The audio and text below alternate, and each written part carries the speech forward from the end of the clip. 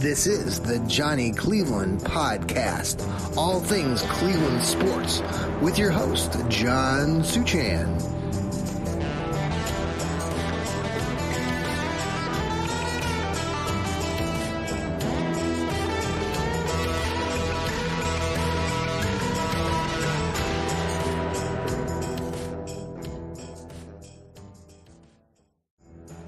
Hey, and good day, and welcome to another edition of the Johnny Cleveland Podcast. How is everybody on this glorious Tuesday as we the Brownies prep for the Cincinnati Bengals? Hope everybody is doing well and enjoying your second day of the new year, 2024. We are part of Fans First Sports Network. We are the Fanatical Elves. And I'm your host, John Suchan, part of the Johnny Cleveland Podcast here. So the Brownies play the Bengals Sunday. What are they going to do? Are they going to go out there and play their starters? If you listen to some of the different players coming into today, they interviewed everybody from the coach to Taki to Ford. It sounds, from the players' perspective and even the coaches, like they really want to still win this game. They want to go out there and go 1-0. Is that plausible? Is that what we need to do? Is that what the Brownies should do? They are coming off of a 4-game win streak. They are 11-5. Do you want to roll into the playoff with a win and all that momentum, or does risking playing many of your starters, like a Myles Garrett, like a Flacco, does that bode well in the long run? We see other teams that have their players get injured, and it can be catastrophic. Now, with the Browns, they've had so many injuries that it really is something that, they've been able to overcome it. They've been able to face adversity and plow through it. The playoffs are different. The playoffs are every snap, every series is monumental in the scope of the entire game. And so how important is it for the Browns to really prepare to try to win this game against the Bengals? I mean, it would give them 12 wins. And, I was thinking about that earlier today, and I know, records and numbers don't always mean things, but I will say that, if you go back and look historically, once the season is over and we're talking 15, 20, 50 years from now, and we look back at seasons that the Browns have had, we will, if this Browns team could get the win in Cincinnati, that would be 12 wins, and it would be something of note in the history books. This team has not had many multiple double-digit win seasons. They've only reached the 12-win mark, I think, going back a ways. It was back in the 80s when they did get that 12-win season, went 12-4. But most of the other seasons, they won 10 games, or they might have won 11 games. I think most of the time they just have won like 10 games and gotten in. So now this year they've won 11, and they won 11 back in 2020 with Kevin Stefanski. So to put a little mark on Kevin Stefanski's his successes and those things that make him stand out a little bit more, symbolic, getting that 12th win in the regular season. And granted, the season's an extra week long than it used to be. We play 17 games. We don't play just a 16-game schedule. Getting that 12th win is still pretty significant. And I think it would mean a lot to the players. It would mean a lot to the coaches. And I think they're preparing to go out there and win this game. I mean, if I'm a coach, maybe you coach whatever level you're at, and I'm not going out there to lose games. That's not the objective of going out and playing a sport and being a competitor. You want to go out there and you want to do your very best, and you want to win. And so we'll see how this all pans out. Maybe the Browns are prepared to play some of their starters early on. Maybe that first quarter, maybe as it seeps into the second quarter. Joe Flacco has been splendid. He has been terrific. And You don't want to ruin a good thing. Knock on wood. His statistics are phenomenal in the playoffs. I was seeing some different. I've seen so many various comments on social media platforms just about how good Joe Flacco is in the playoffs. I did want to kind of step back and take a look back though at this Browns team this season and all the goodness and all the good things that they have been doing. Before we get to that, we're going to pause for a quick break here on the Johnny Cleveland podcast. Again, we are part of Fans First Sports Network and the Fanatical Elves. We'll be right back.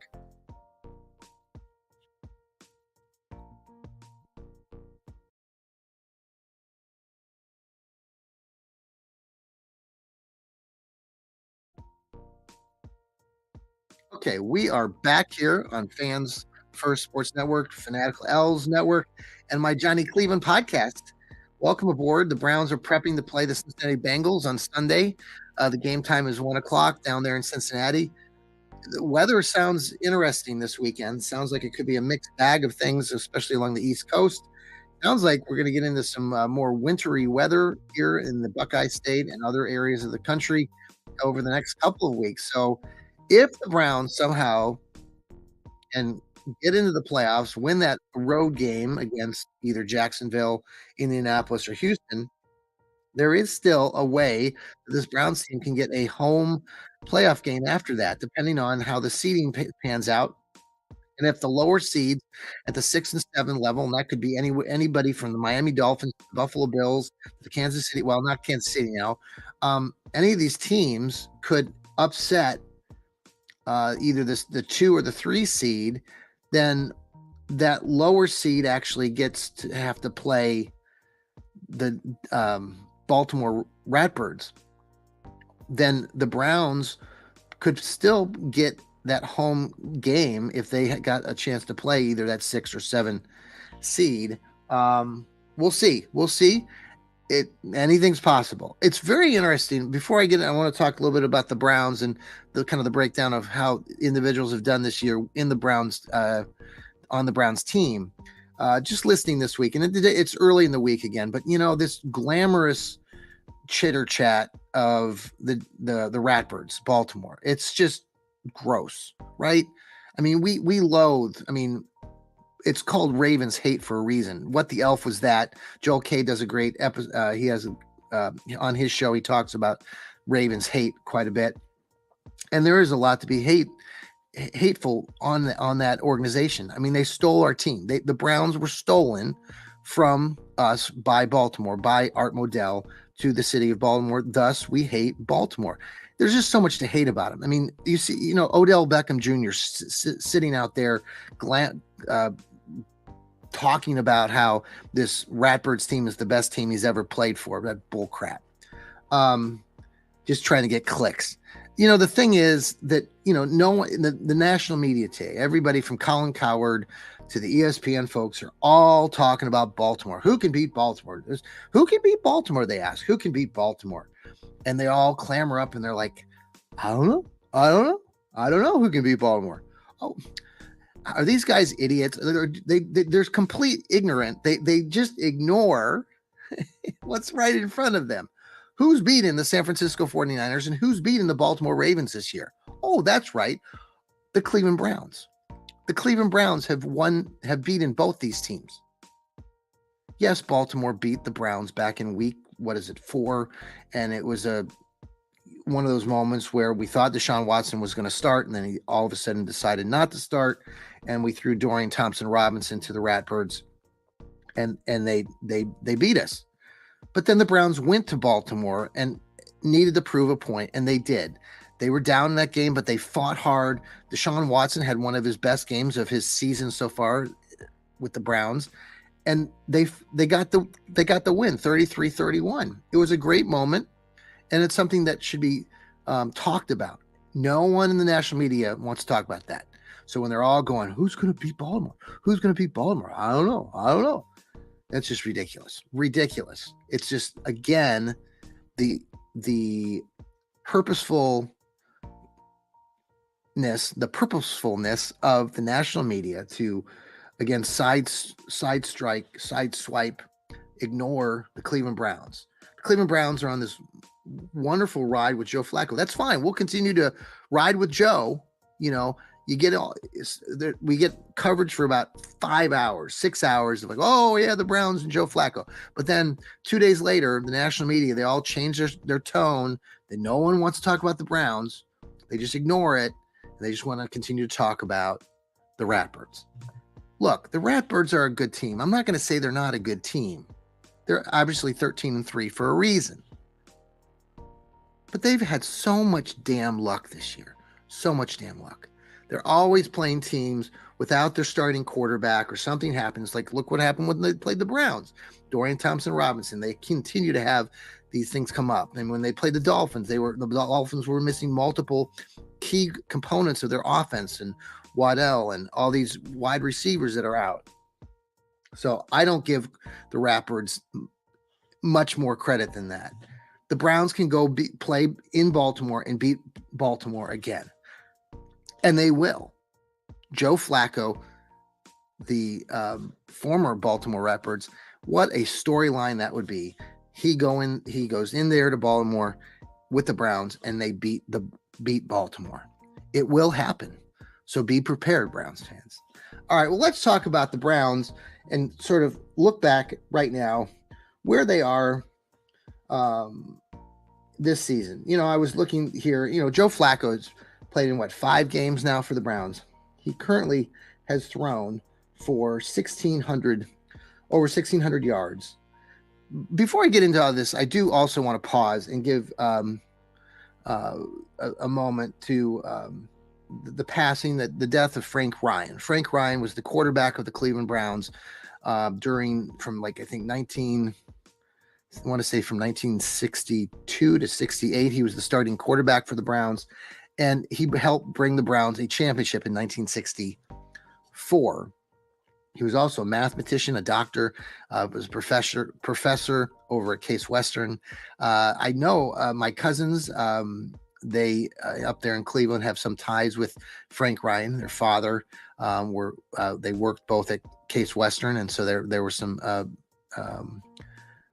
background there. So I never got to meet Frank Ryan, but everybody has told me that he was a wonderful guy, and he died the last couple of days. He was 87 years old. So we want to give give our respect to Frank Ryan, who was really a great Cleveland Brown of the past. So going back to talking about Joe Flacco, he's thrown 1,600 yards this season, gone for 1,300 or 13 touchdowns so far.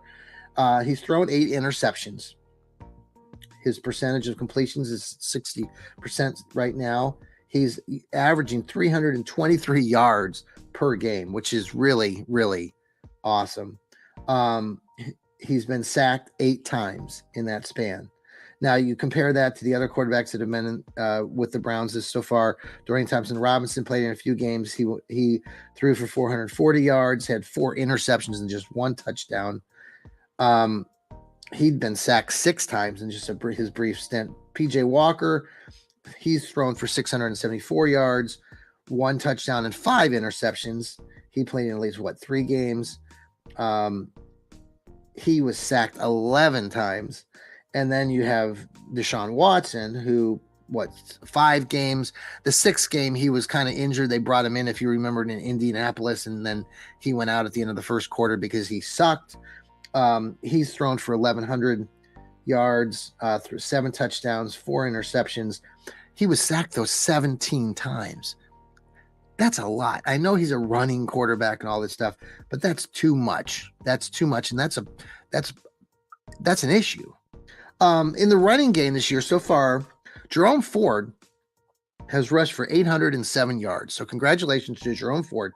I don't think he'll get to that 1,000-yard mark come this Sunday, but he's done a respectable job, a 4-yard average, which isn't tremendous, but considering he's come in for Nick Chubb, he's done a good job. He's had 4 touchdowns on the ground. He's had 5 carries of 20 plus yards. He's had 4 carries of 2 carries of 40 plus yards. So, and he's had 33 carries of 10 yards or more. Following up with him is Kareem Hunt, who again came in admirably after Nick Chubb went down injured. Was not on the team. He was signed by the team. He's rushed 135 times for 411 yards, only a 3-yard carry average, but he scored 9 touchdowns. So good job to Kareem Hunt in that department. And let's see what else. Pierre Strong has 49 rushes this year for 226 yards. Not bad, with a 4.6 yards a carry average, 1 touchdown. So congratulations to him. That's great. And still, Nick Chubb is still listed as number 4 on our list. He got 170 yards between those first 2 games, and really the first game and a quarter when he played Pittsburgh. So he was off to a great start. He had a 6-yard average. And Deshaun Watson, he has a few yards here, 26 carries, 142 yards. So you see the run game's not bad. Receiving, obviously, probably most of you would guess. That's right, Amari Cooper. Amari Cooper had 72 receptions this year for 1,250 yards, which are career highs in the yards department.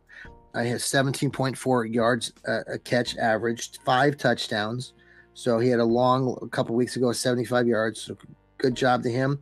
He's had 21 catches of 20 yards or more. That's really good. And 8 catches for 40 yards or more, which is outstanding.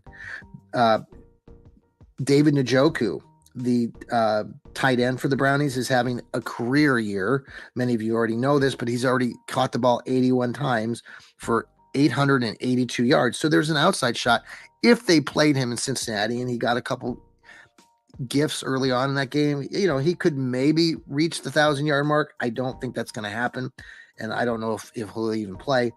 But he's got 6 touchdowns through the air on catches. He's had a long of 43 yards. He's had 12 catches of 20 yards or more, and 2 catches of 40 yards or more. So that's great for him. Elijah Moore, who I wasn't sure what he would do this year, and thankfully he hopefully is on the road to recovery after a really bad concussion last week, which was really scary to watch. If you saw it, he got hit, ground his helmet into the ground, and it was kind of worrisome there. But he's got 59 receptions this year, 640 yards. Those are, I believe, career highs for him. It wasn't the 1,000-yard season that maybe some people were predicting, like he was going to be this guy that was going to just blow everybody out of the water. He's a good receiver, but he's not a top, he's not a number 1 wide receiver. He's a 2, maybe generally a 3, but he could be a 2 on most teams.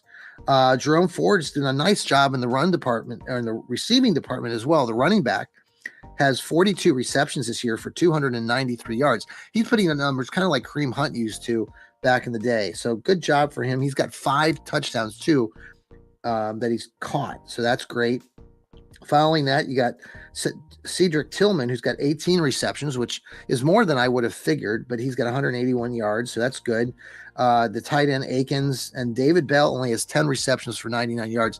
His moment in the sun was catching that pass. Was it against Jacksonville, where he was wide open on the 4th down play? I like David Bell. I hope that the Browns continue to use him. They're going to have to, probably, with some of these other injuries to like Elijah Moore. So look for him to get some more touches as we get into the playoff. Let's look into the defense just real quickly before I let you all go this afternoon. On the defensive side of the ball, you probably might figure this as well. Jeremiah Owusu-Koramoah, the linebacker for the Browns, speedy linebacker. He's got 98 combined tackles this year, 3.5 sacks, 1 forced fumble, 2 interceptions.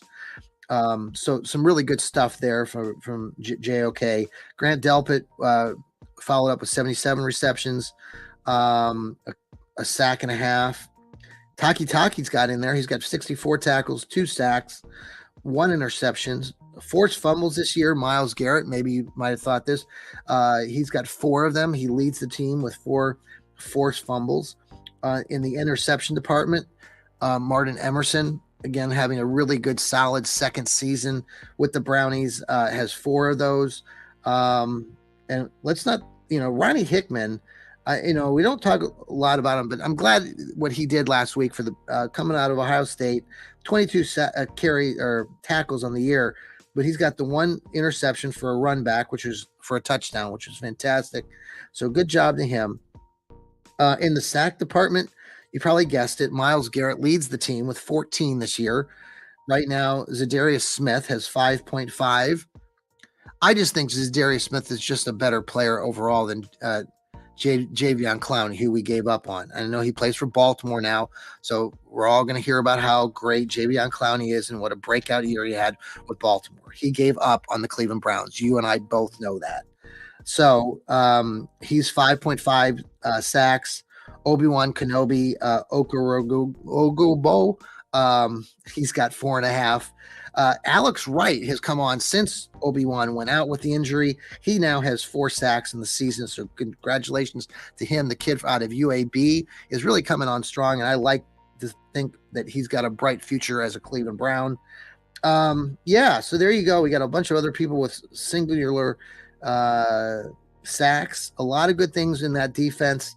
Yeah, it's going to be an interesting game. We'll have a lot more to talk about as this week goes on. I know we got the What the Elf show with Joel coming on here in just a few minutes, so tune into that as well. Plus the Browniacs, and we got the Oracle Speaks show, and we just had Dog Pound South with Steve. We got the Browns breakdowns with Sam coming up this week.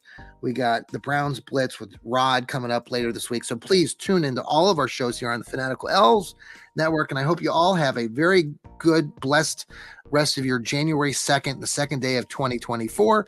I got to go run the ball practice. I help coach, basketball. So I got to go run and do that this afternoon. Everybody take care. Have a very good rest of your day. Go Browns. And remember, here on the Johnny Cleveland podcast too, you got it. Keep smiling. Go Browns. Now I just got to find my music. All right, folks. See ya.